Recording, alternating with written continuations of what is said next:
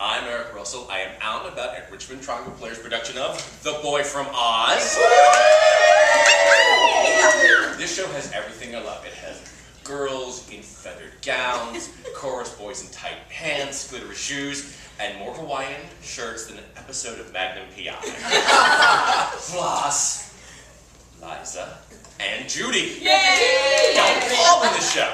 But tell who you are, who you play in the show, and then we'll move forward from there. We're going to start here and go down the road. Okay.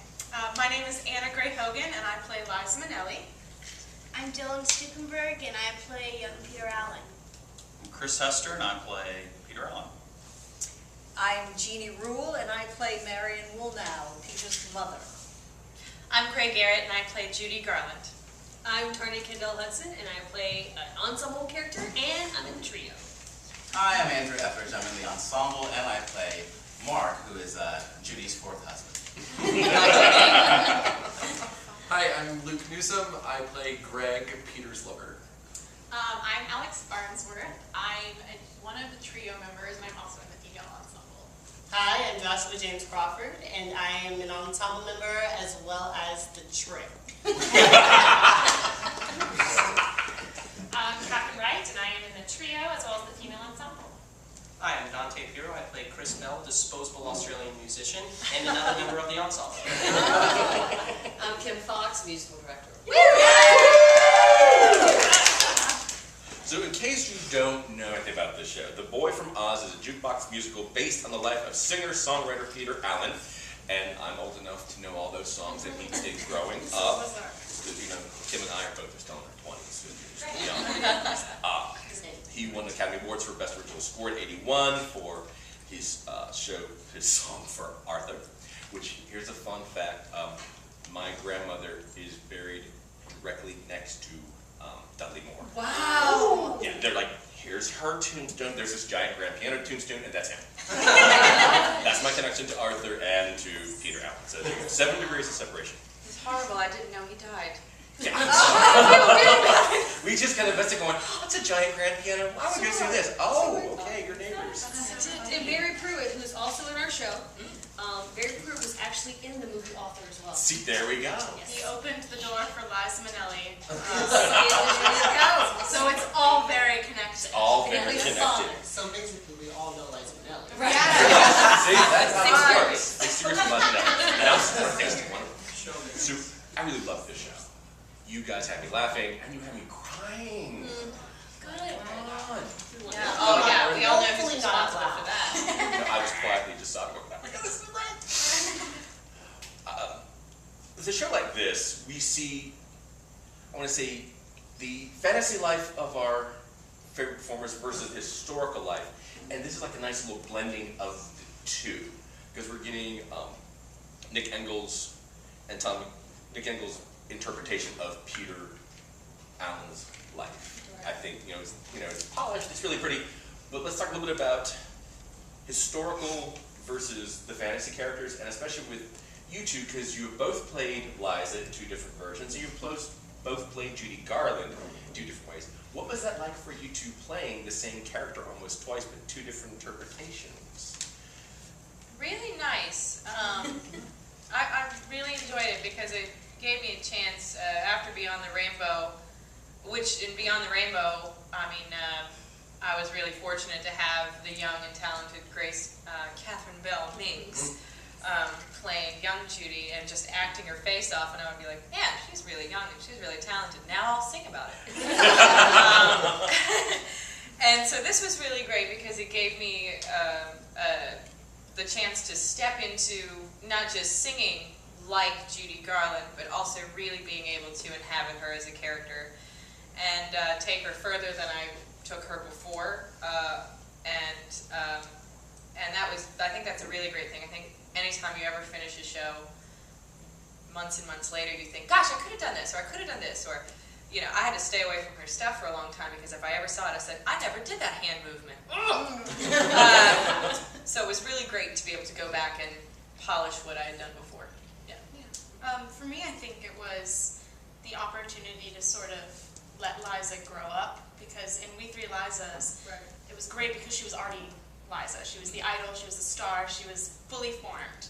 and that is so fun to do, but I think it's also great to get to sort of plunge into the life and what's going on and what made her into that superstar that, you know, we all know now. So that was really, really fun. Yeah, because these are two major powerful icons. Oh, yeah. That everyone's sort of like, you've got them both here, and then here's Peter Allan coming into this whole world from Australia, which brings you to your character, because you've got two views here.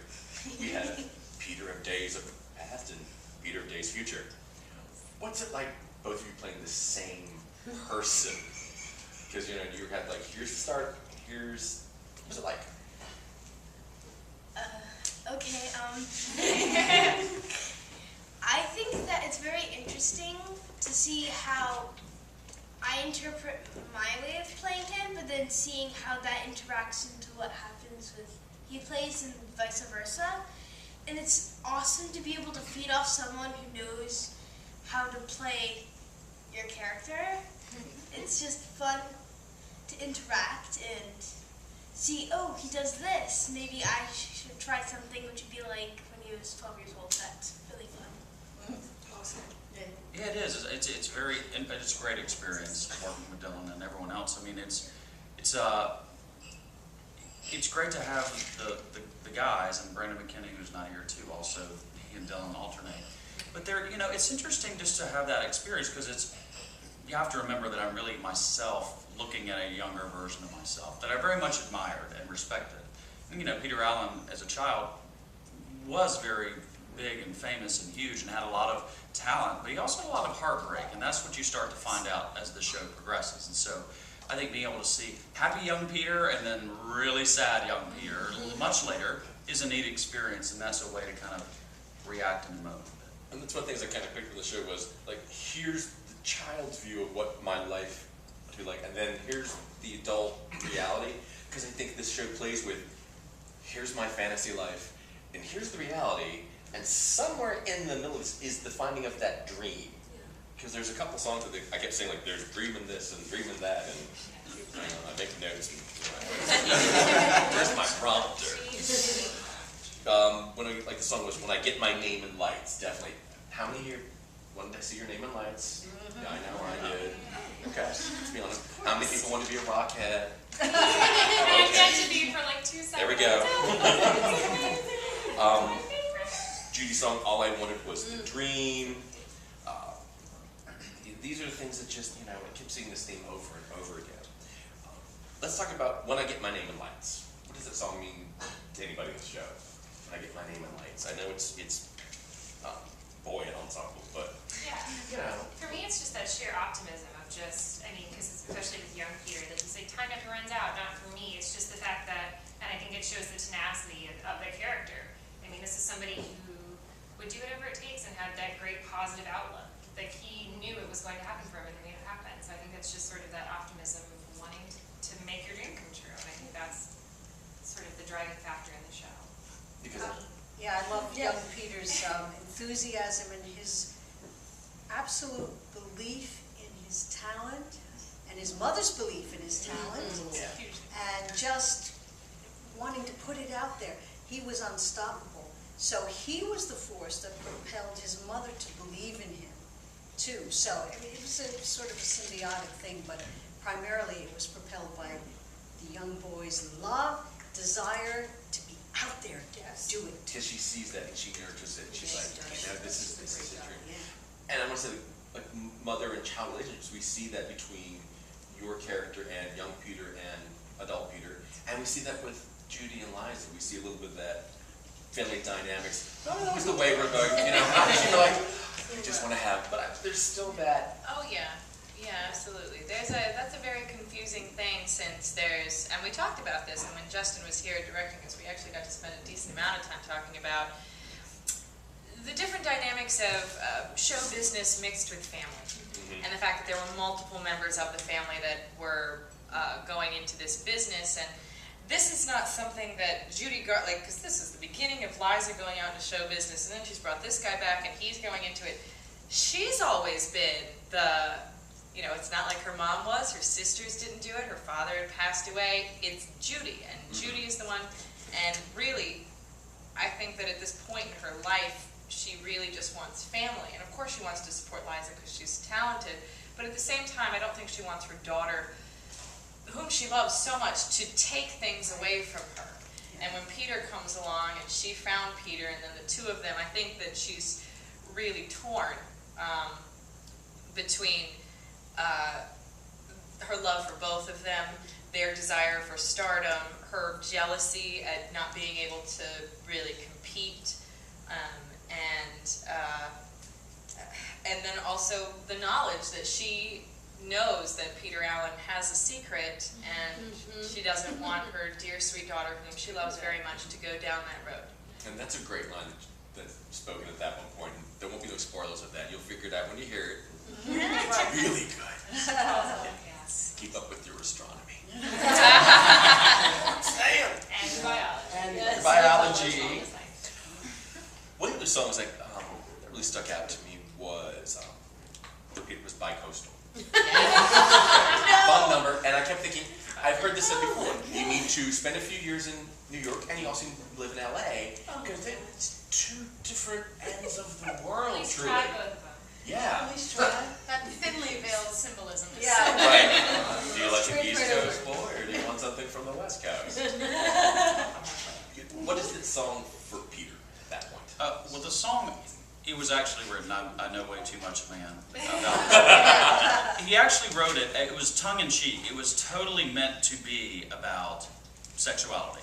And at that point, he was struggling with, what am I? And it's certainly saying he was gay at the time and in public would have been terrible, even though most people knew that he was. And so he started to kind of take on this bisexual sort of being behind the scenes, and at least friends and folks knew that. But the song was very much tongue-in-cheek, and I think trying to play to the rumors that he was gay, and just saying, well, no, I'm just bi-coastal. And so I think, yes, there's an element, because the lyrics, though, Peter Allan wrote the lyrics to all of these songs, and so it is an interesting way, because he's using that song, because yes, he spent much time in New York or in LA over time. It's actually his long-term home was in California. That's where Greg died, was in California. And Greg dies, by the way. But I think that song was his attempt to have a pop song to try and tongue-in-cheek say, there's more to me than you think, but really this is just about me splitting time in different coasts. And can't we just enjoy both? Right. And that was what it was. He was actually pressured, frankly, by gay communities, and even by Greg, who was his partner at the time, to be more honest. Because at that time, it was a very precarious period where no one was really fighting for gay rights. And by him veiling that instead of being open about it, it was a bit of a disservice to the community. And there's some, that's not in the show, but that's just some background about the song. Yeah, because for the time period, if you go with the 50s, 60s, before you have actors like Tab Hunter and other people moving forward that strongly discourage you need to be seen with the girl in public, and their careers either went one way or the other. Rock Hudson. Elton John had a girlfriend, Right. But as having grown up through all of that, you started to see these changes because the Village People came out in the 70s, and you started to have all these parody songs. But then you saw like the over-the-top outfits with Elton John. You started to see the Hawaiian shirts everywhere, and there was this push after Stonewall to really yes or no, and either it made your career or it killed you. But even moving forward today, even through the 80s, you had George Michael, who finally, after Wham in the 90s and stuff, and raises a big question because there was a small feud briefly between one of the characters from The Real O'Neills and the character Colton Haynes coming out, and he tore into him. It's almost like it's the 21st century. Is it a big deal anymore if an actor goes, I'm coming out as gay on a major show, going, I don't know anymore. We have to ask straight people. Yeah. Seriously. No, seriously, because a lot of times what we forget, those of us in the gay community who are gay, forget that for straight people, gay people hardly exist. It's hardly on the radar. I know it's strange, right? But, and those of us in the theater community who are so attuned to things, it's a very strange phenomenon, but people are coming along Oh, yeah. slowly but surely, you know, so God bless And I always like the sports figures come out, like, you know, another, like a head coach at some college just came out Just and came is out. gay. You're seeing athletes, and so that's huge. And I'm always going, it takes a lot for any person to come out. It's a bigger deal in sports. So, yes. Well, I think what you have to think about is anytime there's cash or money involved and someone else is able to profit off. But for example, you know, I think there are many movie stars who are big movie stars who probably are gay, who are just the people of everyone in their management team and their family, you know, are saying, oh, we're getting all these parties, this money, these jewels, whatever off of you. Then there's probably a pressure to say, no, don't go there because you might risk it. So I think that's why that still is there's a financial element to that. But I think if you take that outside of the mix, I actually do feel, and about working with this group and just with others, I think people becoming more sexually open, despite whatever it may be, is now not what it was, right? No. Across the board, which is a nice thing. I think though, for people in positions of power or visibility or with finance or whatever, it can be hard, and it's a choice. And I can relate to that, so having Peter, kind of knowing about him. So. It's brave.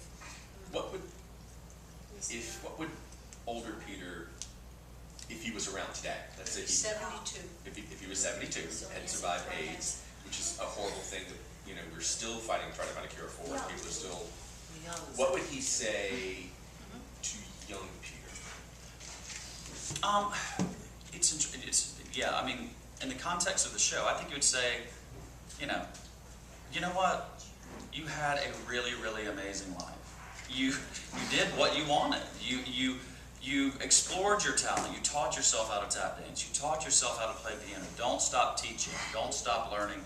Keep doing what you're doing because you're on a really, really good path. And amazing, bizarre, crazy things are going to happen. And some sad things, but you'll be able to make it. But realize at the end of the day, it's okay to be you, and you're going to be all right. And I think that at the end of the show, that really is the point. I feel like Peter has reconciled that, you know what, my life, I had a really damn good life. And I am really, really happy with who I was and all the people who were in my life. I think that's what he would say to younger Peter. What would anyone else say to a younger version of you if you had a chance to tell younger you something? Yeah. Not too. Wait, do you mean younger character or do you mean younger person? If you could tell younger you something. Oh, wow. Me. Lessons.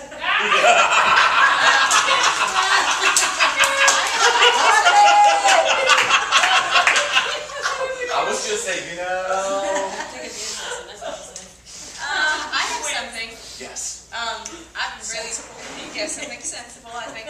I have been fortunate to have gone through some health problems in my life and to have been able to come out from the other side. And that creates an amazing perspective for the life that you have led as well as the life that you lead after such a thing. What I found when that all was happening was that I was not sorry for the choices that I had made and becoming who I was. And when I got to keep going, you know, that I realized that, gosh, you know, these things, they do happen so quickly, or the rug could come out from you at any time. Do what you want with your life, because that's it. Yeah, and really, I mean, you know, what other people think of you, the older you get, it doesn't matter at all. And I mean, you know, when it's favorable, that's really lovely, and when it's not, it's sometimes not as well, but when you get to wake up, that's it. Yeah, that's it. I think in doing theater, there's this rule in improv saying yes and. And I think I would tell myself at a very young age to keep saying yes and, because if I could, looking back at what I've experienced so far, I was always just so worried and didn't want to take the route that I did. But I think that as, like, where I am right now, I just wouldn't have liked to live my life any other way. So just yes and, just keep going. And money was worth nothing. That's another thing that I think, it's just worth absolutely nothing to me. That's for me personally, not necessarily everybody, but. I I think we would all say, go see The Boy from Oz. We It's an amazing Yes. show. Yes. If you bring it a younger Peter could say something to adult Peter, what would he say?